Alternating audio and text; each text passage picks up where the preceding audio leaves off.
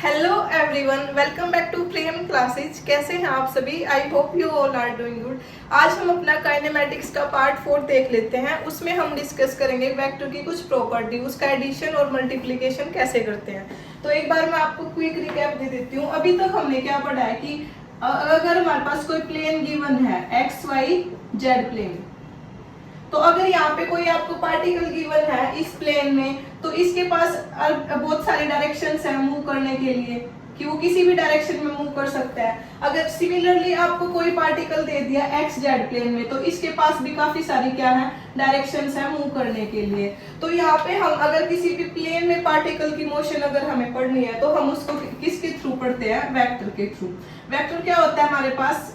ये उसकी रिप्रेजेंटेशन होती है, और जो इसकी लेंथ होती है वो आपको क्या देती है? मैग्नीट्यूड। और जो एरो सिंबल दिखा रहा है ये आपको क्या दिखा रहा है? उसकी डायरेक्शन। बिल्कुल स्टार्टिंग में बेसिक वाली क्लास में मैंने बताया था कि जो वेक्टर क्वांटिटी होती है वो ऐसी क्वांटिटीज होती हैं जिसको दर्शाने के लिए आपको मैग्नीट्यूड यानी कि एक नंबर, न्यूमेरिकल वैल्यू और एक उसकी डायरेक्शन भी चाहिए होती है। तो वेक्टर के पास अपनी एक क्या होगी हमारे पास? डायरेक्शन, और एक हमारे पास उसका क्या होगा? मैग्नीट्यूड। अब मान लीजिए आपको ये दो वेक्टर दे दिए और आपसे कोई पूछे क्या ये दोनों सेम है? नहीं। क्यों? क्योंकि मैंने आपको बताया जो लेंथ है वेक्टर की वो क्या बताती है? उसका मैग्नीट्यूड। तो इसका मैग्नीट्यूड ज्यादा है, इसका मैग्नीट्यूड कम है, तो ये दोनों वेक्टर ए वेक्टर और बी वेक्टर हमारे पास नॉट इक्वल। क्यों? क्योंकि इसका मैग्नीट्यूड अलग है, हालांकि पॉइंटिंग टुवर्ड सेम डायरेक्शन की तरफ ये हमारे पास मूव कर रहे हैं। अब आपको मैंने इसके टाइप वगैरह तो बता दिए थे। उसमें हमारे पास एक टाइप रहता था नल वेक्टर। नल वेक्टर नाम से ही क्लियर है, जिसके पास क्या हो? जीरो मैग्नीट्यूड एंड उसकी डायरेक्शन क्या हो? आर्बिट्रेरी, यानी कि आपको पता ही नहीं, कहीं भी आप उसको दर्शा ही नहीं पा रहे। Having zero magnitude with arbitrary direction. इसके बाद दूसरा जो इंपॉर्टेंट वेक्टर है वो हमारे पास कौन सा वेक्टर है इसमें? Unit vector. इसको समझने के लिए मैंने आपको मॉडुलस यानी कि मैग्नीट्यूड निकालना बताया था, और हम वेक्टर को कैसे रिप्रेजेंट करते हैं वो बताया था। उसको एक बार देख लेते हैं थोड़ा सा। अगर एक वेक्टर है उसको कैसे रिप्रेजेंट करेंगे? ए, उसके ऊपर symbol capital A. Capital A से अगर मैंने रिप्रेजेंट किया है तो वो क्या बता रहा है? उसका मॉडुलस या फिर मैग्नीट्यूड। या फिर मैं ए वेक्टर और बार मॉडुलस लगा दूं तो वो भी क्या? सेम मैग्नीट्यूड बता रहा है उस वेक्टर का। अब इसको रिप्रेजेंट कैसे करते हैं? A x i cap a y j cap plus A z k cap. ये मैंने आपको लास्ट क्लास में बताया था। ए एक्स हमारे पास component along x axis, a y component along y axis, a z component along z axis. तो उसी का हमारे पास यहाँ पे काम आएगा। यूनिट वेक्टर क्या होता है? एक ऐसा वेक्टर जिसका हमारे पास मैग्नीट्यूड तो क्या हो? 1 होता है, लेकिन जो इसकी डायरेक्शन है वो किसके साथ? गिवन जो आपके पास वेक्टर दे रखा है उसी की डायरेक्शन इसमें हमारे पास यूनिट वेक्टर की डायरेक्शन होती है, Poynting in the direction of a given vector। इसको कैसे हम रिप्रेजेंट करेंगे? मान लीजिए आपके पास ए वेक्टर है, वो किसके इक्वल हो गया? A cap. ये हमारे पास क्या दिखा रखा है? यूनिट वेक्टर को रिप्रेजेंट कर रहा है। तो अगर हमें यूनिट वेक्टर निकालना है तो किसके इक्वल होगा? A vector over modulus of a, यानी कि उसका मैग्नीट्यूड। ए वेक्टर क्या होता है? A x i cap a y j cap a z k cap over उसका जो आपके पास मॉडुलस हम निकालते हैं, या फिर कैपिटल ए से इसको लिख लेते हैं। ठीक है, इसको एक बार देखो, फिर मैं इसको थोड़ा सा आगे एक्सप्लेन करती हूँ। देखो एक बार बच्चे, हम यूनिट वेक्टर को डिस्कस कर रहे हैं। यूनिट वेक्टर मैंने क्या बताया? जिस वेक्टर के पास मैग्नीट्यूड हमारे पास क्या होगा? 1, हैविंग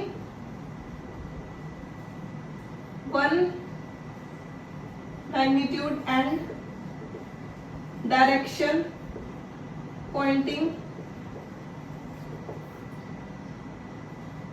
विद या फिर towards given vector.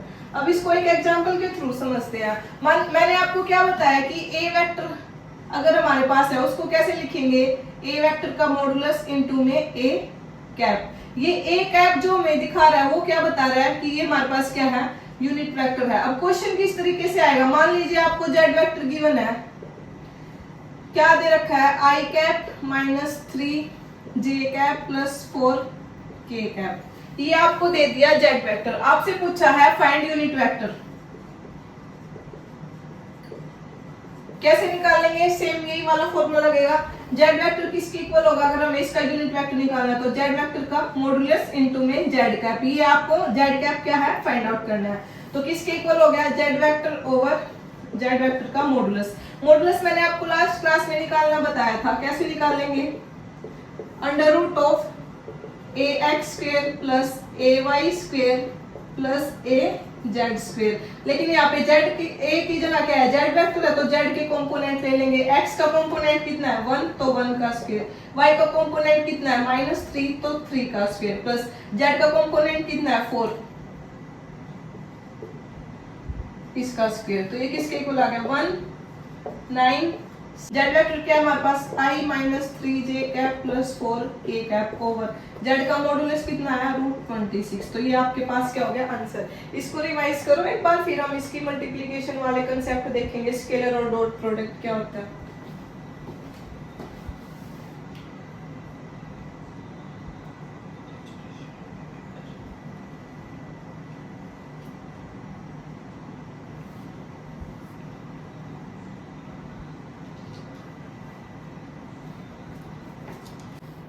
Hello students, देख लेते हैं हम वेक्टर का एडिशन। एडिशन के लिए हमारे पास दो मेथड है, कौन कौन से, एक तो ट्रायंगुलर लॉ, एक हमारे पास पैरेललोग्राम लॉ। तो फर्स्ट हमारे पास ट्रायंगल लॉ क्या बोलता है वो देख लेते हैं। It state that when two vector are represented as two side of a triangle. Triangular law है तो मतलब हमारे पास दो वेक्टर से मिलके अगर हमें उसका रिजल्टेंट निकालना है तो क्या होगा, तीसरा जो साइड आएगी वो एक ट्रायंगल बनाएगी हमारे पास। मान लीजिए आपके पास ए वेक्टर क्या है, इस तरफ डायरेक्टेड टुवर्ड है, दूसरा बी वेक्टर आपको दे रखा है, आपको बोलना है कि इनका रिजल्टेंट बताओ, उसकी डायरेक्शन और मैग्नीट्यूड क्या होगा। तो इसी का हमारे पास दूसरा मेथड क्या है, टेल टू हेड मेथड या फिर opposite head to tail method. तो नाम से ही क्लियर है हमारे पास कि पहले वेक्टर का अगर हमारे पास सिर लेंगे तो दूसरे की टेल लेनी है, तो हेड टू टेल हमें ज्वाइन करना है। इसमें हमारे पास क्या बोल रखा है, स्टेटमेंट देखो, it state that when two vector are represented as two side of a triangle with order of magnitude and direction, then the third side of the triangle represent magnitude. तो अगर एक वेक्टर हमारे पास ऐसे given है तो दूसरे का, अगर पहले का हेड है तो दूसरे की क्या होगी टेल, उन दोनों को ज्वाइंट करना है। और जो हमारे पास रिजल्टेंट वेक्टर आएगा, अब देखो ये वाला वेक्टर ए वेक्टर इस साइड जा रहा है, बी वेक्टर इस साइड जा रहा है, तो ये कौन सी डायरेक्शन होगी, एंटी क्लॉक। तो जो तीसरा वेक्टर होगा इन दोनों को ज्वाइन करने के बाद मिलेगा, लेकिन उसकी डायरेक्शन क्या होगी, इसके अपोजिट। अगर इन दोनों की डायरेक्शन एंटी क्लॉक जा रही है तो उस वेक्टर की, रिजल्टेंट वेक्टर की जो डायरेक्शन है वो हमारे पास क्या होनी चाहिए, क्लॉकवाइज होनी चाहिए। तो इसकी डायरेक्शन हमारे पास ये होगी। यहाँ पे कंफ्यूजन सिर्फ यही होती है कि हमारे पास डायरेक्शन कैसे डिफाइन करें। मान लीजिए आपको एक वेक्टर दे दिया, दूसरा वेक्टर आपको दे दिया,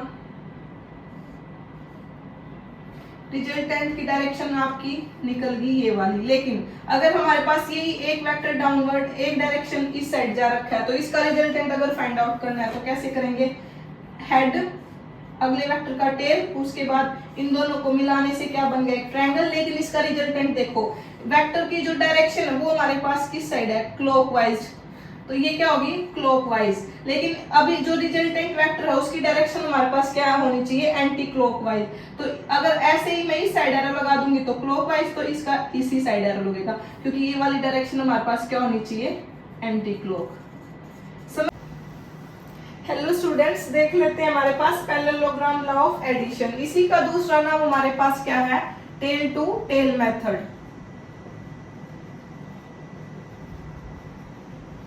इसमें हमारे पास टेल से टेल को ज्वाइन करेंगे। लास्ट हमने क्या देखा था, अगर एडिशन करना है तो दो वेक्टर को हम कैसे कैसे ऐड कर सकते हैं, या तो ट्रायंगुलर लॉ से या फिर हम पैरेललोग्राम लॉ से। अगर ट्रायंगुलर लॉ बन रहा था तो उसमें हमारे पास दो वेक्टर को हेड टू टेल ज्वाइन कर रहे थे, लेकिन इसमें हमारे पास क्या करेंगे, टेल टू टेल ज्वाइन करेंगे। अगर आपको एक वेक्टर गिवन है ए, दूसरा वेक्टर गिवन है आपको बी वेक्टर, ठीक है, तो इनको कैसे ज्वाइन करेंगे, tail to tail. This is tail of vector A and this is B, मान लो, ठीक है। अब ज्वाइन कर दिया, अब इसका रिजल्टेंट कैसे निकालेंगे, उसके लिए हमें क्या बनाना पड़ेगा, पैरेललोग्राम लो। अब इसने बोला है कि उसके लिए हमें एज्यूम करना पड़ेगा, जहां से भी इसका खत्म हुआ वहीं से एक वेक्टर एज्यूम कर लिया कि हमारे पास ये क्या होगा, ए वेक्टर होगा। इसी के पैरेलल हम एक और वेक्टर ड्रॉ करेंगे, ये हमारे पास क्या होगा, बी वेक्टर होगा। अब जो इसका रिजल्टेंट आएगा हमारे पास इन दोनों के बीच से, ये हमारे पास क्या आएगा, रिजल्टेंट आर वेक्टर किसके इक्वल होगा, a vector plus B vector. या फिर हम कैसे इसको रिप्रेजेंट कर सकते हैं, मान लो आपको ये दो वेक्टर दे दिए, एक्स वेक्टर वाई वेक्टर, आपको बोला इसका रिजल्टेंट निकालो। तो रिजल्टेंट कैसे, हमें इमेजिनरी क्या करने हैं, दो वेक्टर ड्रॉ करने हैं, एक वाई के पैरेलल, एक हमारे पास एक्स के पैरेलल, दोनों कर लिए। उसके बाद इसका जो रिजल्टेंट होगा वो हमारे पास एक्स और वाई के बीच से जो डायगोनल जाएगा वो वाला लेंगे हम। यहाँ से हम ये वाला डायगोनल नहीं लेंगे, जो एक्स और वाई के बीच से पॉइंट से, यानी कि टेल टू टेल हमने इसमें मिलाना है, तो वहीं से हम क्या करेंगे, रिजल्टेंट वेक्टर निकाल लेंगे और डायरेक्शन इसकी सेम ही होगी। तो आर वेक्टर किसके इक्वल होगा, X vector plus Y vector. ये हमारे पास क्या है, पैरेललोग्राम लॉ। इसमें हम आगे न्यूमेरिकल में यही वाला लॉ यूज करेंगे। इसमें अगर हमें आपसे पूछा जाए कि इसको ब्रेक डाउन करो, मान लो this is a vector, this is x axis, this is y axis, आपसे बोला जाए कि इसको रिजोल्व करो ए वेक्टर को, तो कैसे, मान लीजिए आपके पास ये थीटा गिवन है, कैसे रिजोल्व करेंगे, जिस भी एक्सिस के साथ हमारे पास थीटा बने तो उसको हम कैसे लिखेंगे, यानी कि ए एक्स का जो कंपोनेंट है वो हमारे पास क्या निकल के आएगा, ए एक्स कोस थीटा, यानी कि जिसके साथ थीटा बना रहा है, एक्स के साथ बना रहा है थीटा, तो एक्स के साथ हमारे पास कोस थीटा आएगा। ये पॉइंट आपको याद रखना है। डेरिवेशन इसकी बहुत लंबी है लेकिन हमारे काम की नहीं है।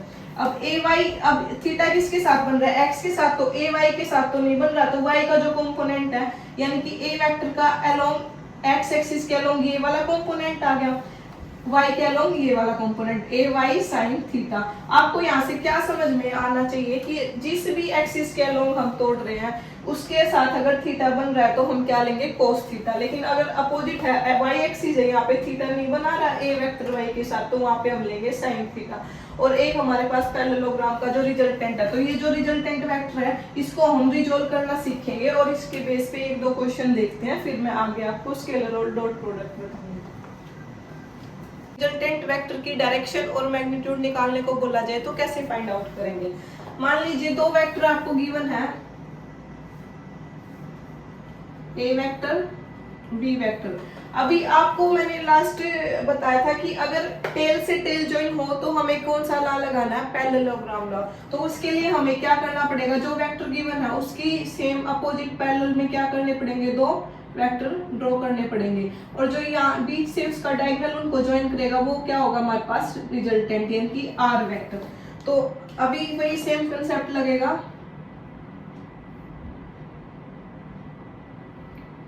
तो अगर मैग्नीट्यूड फाइंड आउट करना है तो उसका फॉर्मूला किसके इक्वल होता है,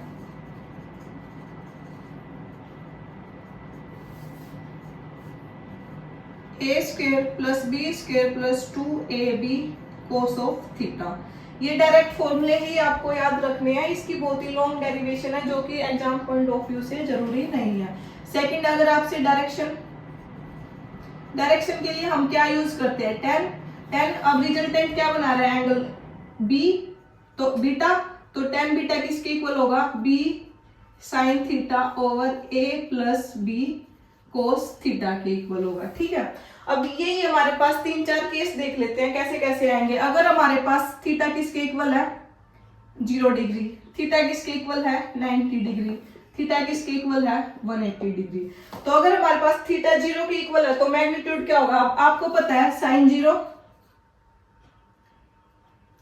0 कोस 0 1, ये आपको पता होगा। एक हो साइन 90 1 कोस 90 0 कोस 180 -1 साइन 180 हमारे पास 0। ठीक है, तो अब केस देख लेते हैं। अगर थीटा हमारे पास थीटा 90 है तो कोस 90 हमारे पास किसके इक्वल होगा 0 के, कोस 90 किसके इक्वल हो गया 0 के। तो आर वेक्टर किसके इक्वल हो गया 0 के इक्वल हो गया, तो ए स्क्वायर प्लस बी स्क्वायर ये वाली टर्म तो हमारे पास किसके इक्वल होगी 0 के। तो ए स्क्वायर प्लस बी स्क्वायर के अंडर रूट के, ये आपके पास क्या होगा इसका मैग्नीट्यूड। और डायरेक्शन अगर आपसे पूछे तो tan ऑफ बीटा किसके इक्वल होगा बी साइन 90 किसके इक्वल होता है 1 के। तो b over a plus B cos theta किसके इक्वल हो जाएगा 0 के। तो b बाय a tan, ये यहां से इसकी क्या निकल गई डायरेक्शन। अब 180 है तो कोस 180 किसके इक्वल होता है -1। तो हमारे पास इसका जो मैग्नीट्यूड है वो कैसे निकलेगा a square plus B square -2ab हो जाएगा, क्योंकि कोस 180 किसके इक्वल हो गया -1 के। ठीक है, अब 180 है अगर उन दोनों वेक्टर के बीच में, मतलब कि डायरेक्शन क्या है अपोजिट है। ये हमारे पास 180, एक वेक्टर हमारे पास उस डायरेक्शन में जा रहा है, दूसरा उसकी अपोजिट डायरेक्शन में जा रहा है। तो इस तरीके से आपको ये नहीं बोला जाएगा एग्जाम में कि आपको थीटा 180, आपको बोला जाएगा कि दो वेक्टर हैं पॉइंटिंग एंटी पैरेलल या फिर pointing toward the same direction और पॉइंटिंग इन अपोजिट डायरेक्शन। अगर आपको अपोजिट डायरेक्शन दे दिया तो आपको खुद उसमें समझना है कि जो थीटा है वो 180 लेके चलना है। तो 180 लेके चलेंगे तो हमारे पास आर की वैल्यू a माइनस बी ऐसे निकलेगी। और अगर उसकी डायरेक्शन निकालनी है तो किसकी इक्वल होगी b साइन थीटा, साइन 0 0 तो हमारे पास वो क्या हो गया 0।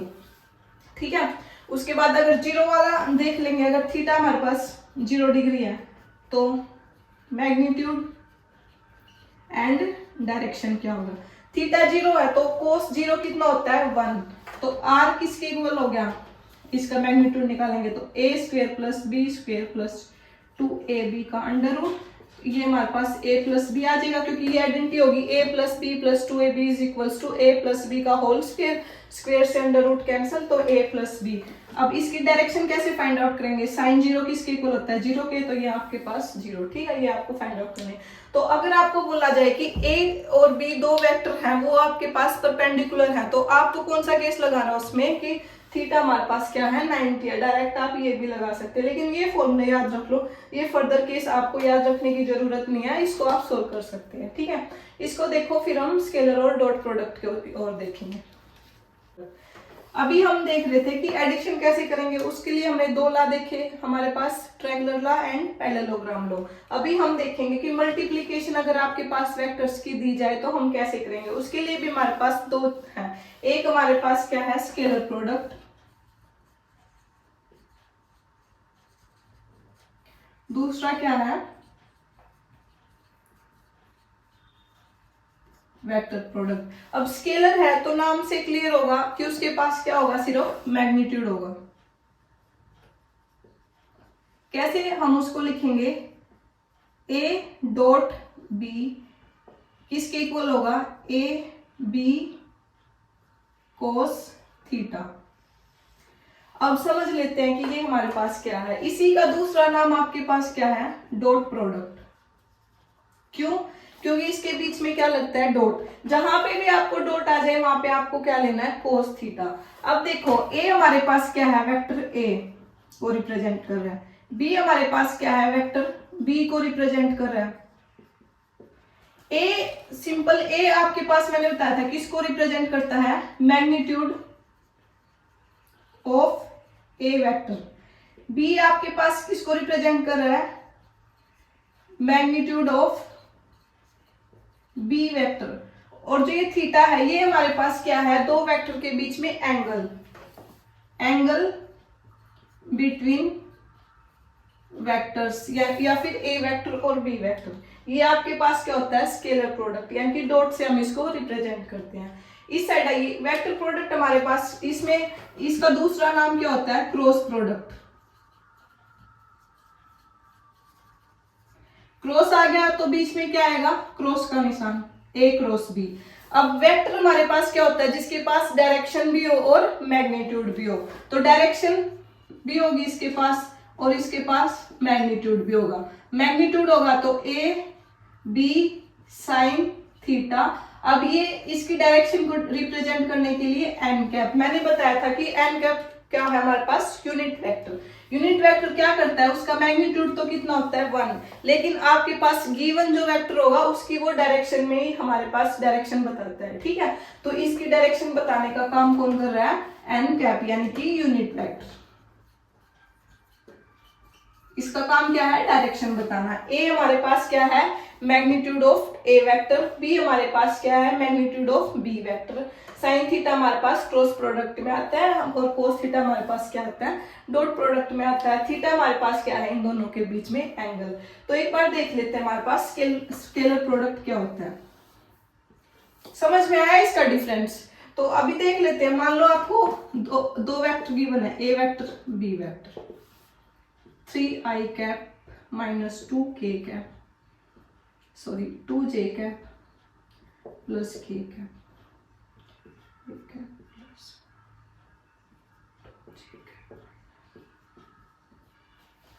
ये आपको दे दिया और आपको बोला गया है कि a डॉट b निकालो। तो कैसे निकालेंगे हम, वही अपना basic method, i cap, dot है तो बीच में डॉट लगा देंगे, फिर एक की पहले इसकी इन तीनों के साथ मल्टीप्लाई, फिर सेकंड वाले टर्म की तीनों के साथ मल्टीप्लाई, फिर थर्ड वाले टर्म की तीनों, वैसे करते हैं।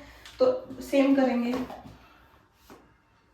3i इंटू आई कैप, पहले फर्स्ट वाली टर्म की क्या करेंगे, तीनों के साथ मल्टीप्लाई, प्लस 3 2 जा 6 आई कैप डॉट जे कैप, 3 3 जा 9 आई कैप डॉट के कैप, माइनस 2 जे कैप आई कैप माइनस 4 जे कैप प्लस 6 जे कैप के कैप प्लस के कैप आई कैप प्लस 2 के कैप जे कैप माइनस 3 के कैप।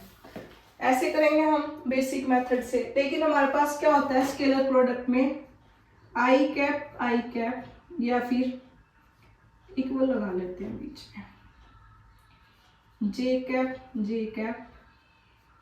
के कैप किसके इक्वल होता है, 1 के इक्वल होता है। और कोई भी अल्टरनेटिव आ जाए, आई इंटू जे, आई इंटू के, आई इंटू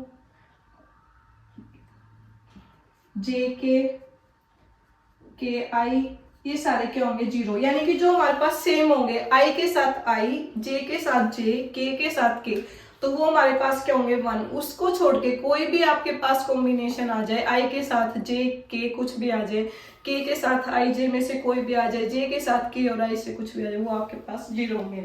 तो देख लेते हैं यहाँ पे, आई है तो ये आपके पास क्या होगा, 1 3 इंटू 1, आई जे 0, आई के 0, जे आई 0, जे 1, जे के 0, के आई 0, के जे 0 एंड माइनस 3 इंटू 1। तो ये किसके इक्वल हो गया आपके पास, 3 माइनस 4 माइनस 3। तो ये किसके इक्वल हो गया, -4 के, आपका आंसर। अब इसी को हम डायरेक्ट कैसे करेंगे, ये तो था आपके पास बेसिक मेथड।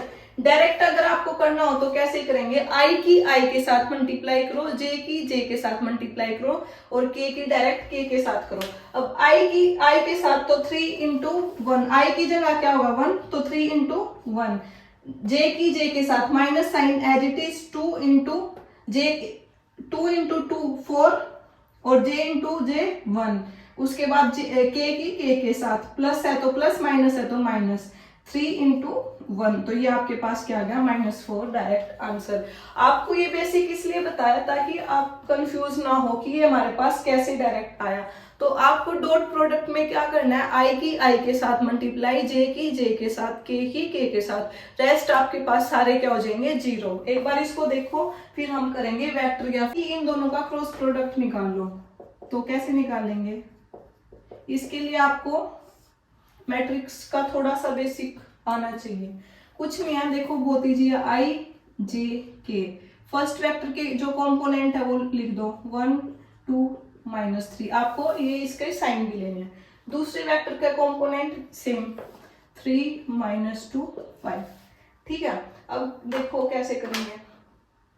सबसे पहले हम लेंगे आई की, आई ले रहे हैं तो आई वाली लाइन को छुपा दो। आई को छुपा के उसके बाद जे की ये वाले लेने हैं दो फैक्टर, यानी कि नीचे वाले 2 5 जा 10 -2 3 जा 6, माइनस ऑलरेडी है तो हमारे पास क्या हो जाएगा प्लस। ठीक है, उसके बाद क्या है जे का साइन लेंगे।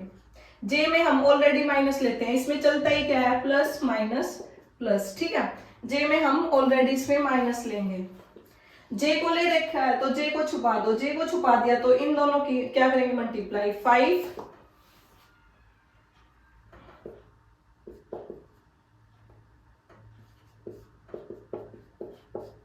के को लिया तो के को छुपा दो,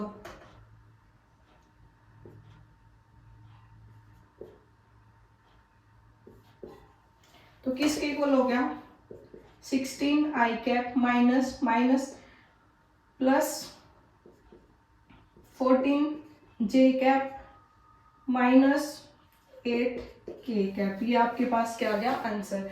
क्रॉस प्रोडक्ट में हमारे पास आई जे और के की फॉर्म में क्या बचेगा आंसर बचेगा। ये आपको आराम से समझना है। अगर हम आई को ले रहे हैं तो आई को छुपा के बाकी दो के मल्टीप्लाई करके माइनस, जे को ले रहे हैं तो जे को छुपा दो। ये सिंबल इसके आपके ऐसे ही चलेंगे प्लस माइनस प्लस। ठीक है, ये देखो इसके बाद मैं एक क्वेश्चन करवाती हूँ फिर आपको थोड़ा और समझ में आएगा। प्रोडक्ट का ही एक एग्जांपल सोल्व करवाती हूँ, उससे एक रिजल्ट निकलना है बहुत इंपॉर्टेंट, उसको हम देख लेते हैं। ए वेक्टर दे रखा है आपको 3 आई कैप माइनस 2 जे कैप प्लस के कैप। ठीक है, बी वेक्टर दे रखा है 3 आई कैप माइनस जे कैप प्लस जे कैप ले लो माइनस 2 के कैप। ठीक है, ये गिवन है। आपको क्या निकालना है, एक तो निकालना है ए क्रॉस बी और फिर निकालना है दूसरा निकालना है आपको बी क्रॉस ए। तो 1 बाय 1 देख लेते हैं। अगर आपको ए क्रॉस बी निकालना है तो सबसे पहले ए क्रॉस बी वही बना लेंगे आई जे के प्लस माइनस प्लस आपको लेके चलने हैं। ठीक है, पहले ए वेक्टर है तो यहाँ पे फर्स्ट लाइन में क्या आएंगे ए के कंपोनेंट 3 -2 1, बाद में बी वेक्टर है तो दूसरे में क्या आएंगे बी के कंपोनेंट 1 -2।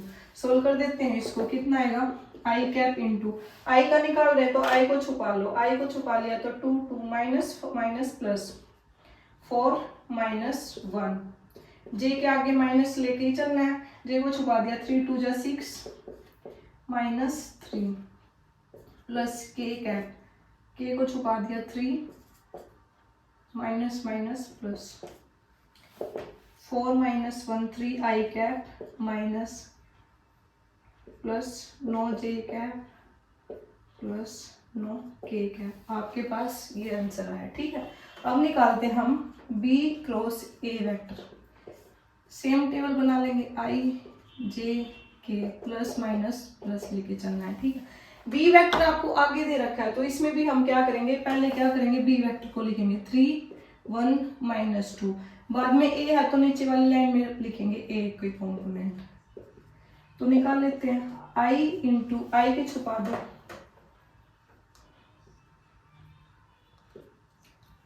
1 -4 माइनस जे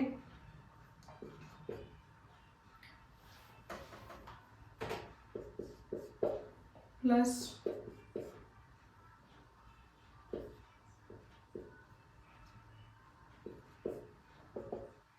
-3 आई कैप -3 9 जे कैप -9 के कैप। अब देखो इसमें b cross a cross b, इसमें फर्क क्या है सिर्फ माइनस साइन का, यानी कि हम क्या बोल सकते हैं a क्रॉस b किसके इक्वल होता है minus of b cross a के। ठीक है, ये समझ में आया इस रिजल्ट से। अब हमने क्या निकाला, a क्रॉस b निकाला, आपके पास रिजल्ट ये आया। b क्रॉस a निकाला, सिर्फ क्या है सारी चीजें सेम है, सिर्फ क्या चेंज है, माइनस, यानी कि उसकी डायरेक्शन दोनों वेक्टर की। तो आपके पास ए क्रॉस बी किसके इक्वल होता है, माइनस बी क्रॉस ए। ये आपको रिजल्ट पता होना चाहिए, इसी के लिए मैंने आपको ये एग्जांपल करवाया था। एक बार इसको रिवाइज करो, कोई भी आपको डाउट है तो कमेंट सेक्शन में बताओ, ठीक है। Thank you.